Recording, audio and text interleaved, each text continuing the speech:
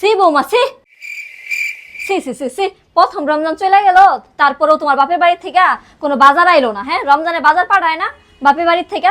কই কিছুই তো আনলা না। পাশে পাশে যে কুদ্দুসের বউ বাপের বাড়ির থেকে এত বাজার নিয়ে আইছে রমজানের, যে মনে করো পরের রমজানও বয়া বয়া খাইতে পারবো।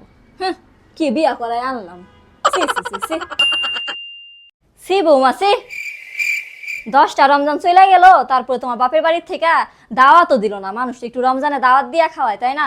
কুদ্দুসের বউ বাপের বাড়িতে 30 রোজায় 15 রোজায় দাওয়াত খায়, তার শ্বশুর বাড়ি সবাই নিয়ে। সি বৌমা সি, এটি আশা করি নাই, কেমন দেখা আনলাম।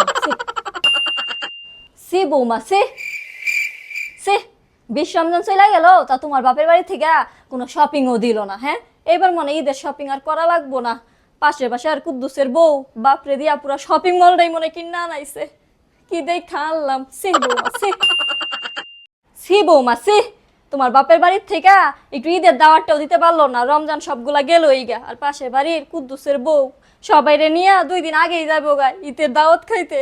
আর তুমি কি করলা? হ্যাঁ আম্মা, আপনি যখন আমার বিয়ে করায় নিয়ে আসলেন তখন তো দেখছিলেনই আমার মা নাই। আর মা না থাকলে মেয়েদের দুনিয়াতে কেউই নাই। তাই আম্মা, আমার বাপের বাড়ি থেকে কিছু আশা করেন না কখনো। আর তাছাড়া মা, এটা কি সমাজের নিয়ম? এটা আসলে সমাজেরই হয়তো নিয়ম হয়ে গেছে যে মেয়েদের বাপের বাড়ি থেকে প্রত্যেকটা অকেশনে জিনিস দিতে হবে, তাই না মা? এটাও তো পারতেন আপনি আপনার ছেলের টাকা দিয়ে আমার বাপের বাড়িতে কিছু পাঠাইতে। এটা করলেন না কেন মা? হয়েছে হয়েছে, বেশি ফটফট ফটকে কথা কইও না। হ্যাঁ, কপাল লাঙ্গর খারাপ, পোলাটা ফকিনি জায়গায় বিয়া করছে। সে সে